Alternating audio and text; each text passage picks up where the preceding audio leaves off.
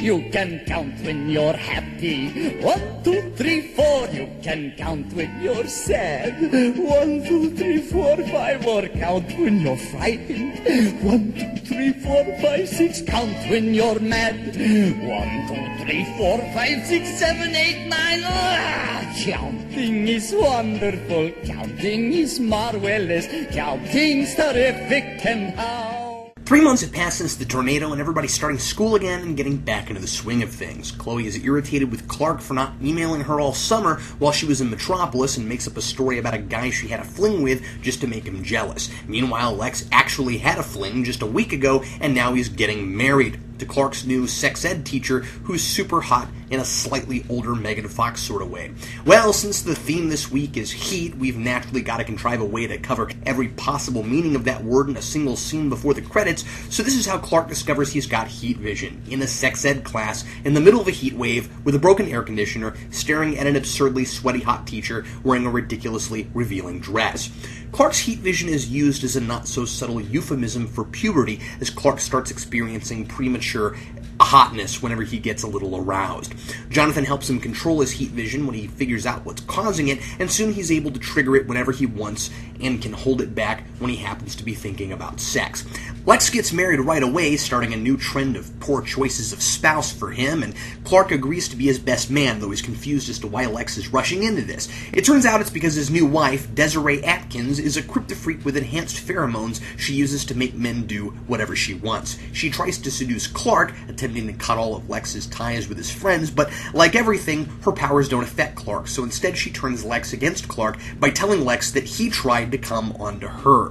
When Clark still won't back off, she frames him for setting her car on fire, and with Clark being the only person at 3 suspicious fires, Sheriff Ethan takes him into custody. Chloe does some easy research, and while still slighting Clark for running off at the school dance to save Lana, because I guess her character arc this season is to be the ultra-pathetic site of the love triangle, she lets Clark know that Desiree seems to have gotten her pheromone powers in the meteor shower back in '89 while making out with some guy, and that she's been using them to swindle men out of their fortunes. Desiree turns Jonathan against Lex when he starts asking too many questions. I mean, she could just keep brainwashing him, but that's getting tedious. It is the 3rd act, after all, and it wouldn't be Smallville without a homicidal bad guy plot, but Clark, naturally, uses his heat vision to break out of prison and then to stop Jonathan's bullet just before it hits Lex.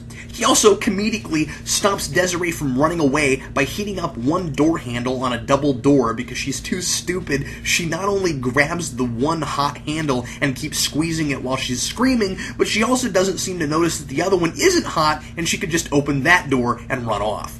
The cops let Clark off with a stern warning for running off in the middle of a jail fire, because a 4th suspicious fire he's at that no one can explain isn't reason enough to take him back into custody, even if he did save Lex's life. Oh, and there's a subplot about Lana making Whitney a video letter to break up with him. The whole episode, she can't bring herself to do it, and pretty clearly tells Clark she'd rather be with him. In the last scene, she starts the video letter, and the scene cuts just before she tells Whitney she wants to break it off. Because that's, I don't know, dramatic or something. Then credits. Since this show, from the beginning, has decided Clark's powers develop over time, I'm glad they've been spread out some, but not to the point of absurdity. He's a sophomore in high school now, and one of Superman's biggest powers is heat vision, so the first proper episode of Season 2 seems exactly the right time to introduce it. Although it's maybe a little on the nose, which is nothing new for this show, I think triggering heat vision whenever Clark is turned on is a clever way to do it, and it's done surprisingly tastefully. Not that there's anything tasteful or anything less than completely explicit about Desiree Atkins, but that's her superpower, and she exploits it like crazy because she can get away with it. We'll get to her in a second. But I really like the scene where Jonathan tries to help Clark learn how to control his heat vision. It's a genuine and appropriately awkward moment when Clark tells his father he needs to be alone since he has to think about sex, and obviously this is a metaphor for the awkwardness of fathers getting their sons through puberty and having the talk. While it's touching and funny, I will admit it does get kind of weird if you start thinking about it. After all, Clark's clearly already been through puberty, so chances are he and his father have already kind of been through this the normal way. And as I'm so fond of mentioning, it's weirder because Tom Welling looks several years beyond prepubescence. Still, it's a new creative way to do heat vision, and I also love the special effect. It's no longer a red beam, but now a literal stream of heat that you can't really see unless you're looking right into the thin line of heat, which makes slight ripples in the air like you'd see around a gas grill. Desiree Atkins isn't my favorite Kryptofreak because I've never cared for the I'm not myself stories. She just manipulates men with her kryptonite-enhanced pheromones, and we have to watch Lex as a mindless puppet, ruining everybody's lives until the inevitable moment where you snap back to normal. It's predictable and doesn't really do anything for Lex's character, but surprisingly, I actually kind of like how Desiree herself is handled. Not so much that the concept of mind-controlling pheromones is all that interesting or original, but that she kind of has more of a personality compared to some of the Kryptofreaks we've seen in the past. She changes her name to Desiree, one letter away from Desire. If that was her real name, I'd say that's going a little too far in the old-school comic book naming department for a show that more and more seems to want us to take it seriously. But I like that she's so in love with her own superpower, she names herself that. It's like a supervillain coming up with her supervillain name. And I like how she's always ready to seduce men. She swims topless as a matter of course, just in case a man were to walk in and she wanted to mind control him to do something. Maybe it's not always even a really important thing, like trying to get Jonathan to kill Lex. Maybe sometimes the janitor walks in and she gets him to run up to the Quick Trip and steal her a cherry coke and a box of sweet tarts. I also love how all she has going for her is her looks and this superpower. She's no good with business, and investing in way too many .coms made her lose the last fortune she pheromoned her way into. So that's why she's back in Smallville marrying Lex. The script and the actress, Krista Allen, have quite a bit of fun with this role.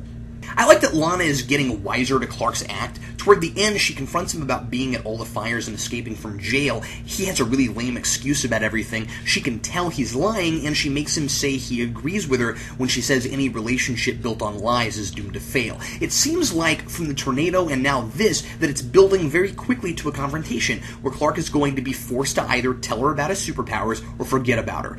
I like where it's going now. Unfortunately, we're going to hear this same speech over and over again, a lot of the time in the loft, as this plot thread starts to go in circles. If I didn't know where it was going, though, I think this was great.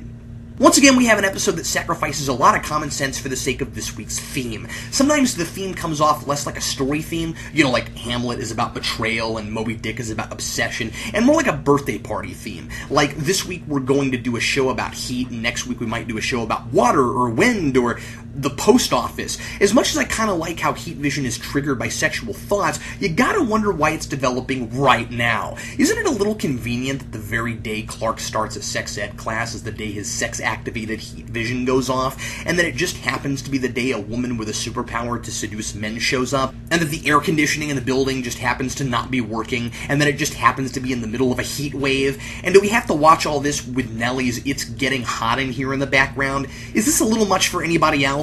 I also have to question sex ed being taught sophomore year. Don't you usually get sex ed just before or during puberty, like 7th or 8th grade? This is certainly later than I had it in public school. Maybe different places do it differently, and small towns are obviously different from big cities, but I get the sense that it happens here just because the script thinks it's funny and ironic for Clark's heat vision to go off in a sex ed class.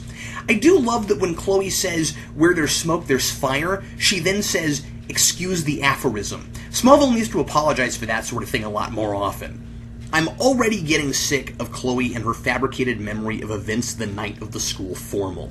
She's dogging Clark all episode for wanting to date Lana over her. At one point, while Clark is on the other side of a jail cell, I might add, she says, referring to the fact that Desiree's pheromones didn't work on Clark, "Lucky for us, Clark Kent is immune to members of the opposite sex." Earlier, she tells Lana, with regard to the formal, that she, quote, "let her feelings for Clark get the better of her and she got hurt."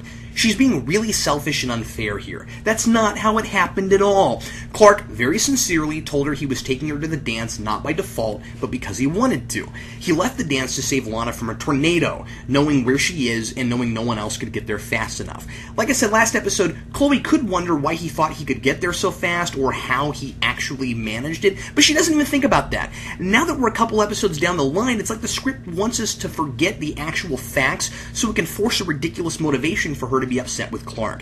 I'm fine with her being all high school drama queen and not trying to date Clark because she can tell he still prefers Lana over her. I guess, but constantly berating him over trying to save Lana's life, especially after she said last episode that he totally gets a pass given the circumstances, makes her obnoxious. She gets mad at Clark for not emailing her over the summer, but I'm not sure I blame him. She pulled the let's be friends card on him, and honestly, if she hadn't overthought it and just said, hey, that was a weird night filled with mega tornadoes and our mutual friend who, despite living in Kansas her whole life, doesn't know what to do in adverse weather conditions, let's try again, I imagine Clark probably would have gone out with her again, and had they gotten serious, he could have even forgotten about Lana. She has this silly line where after talking about pheromones, she tells Clark, it's chemistry, Clark. Some people have it, some people don't. To which I replied, yes, directly to my television screen, yes, Smallville, and you're in denial about the fact that Lana and Clark have never had chemistry, and Chloe and Clark kind of did. It's forcing drama, it's being inconsistent about it, it's making me dislike a character who's otherwise likable, and it's doing it for no good reason. If Clark and Chloe can't be an item because Clark and Lana are supposed to date in high school like they did in the comics, then don't make it a will they or won't they kind of show.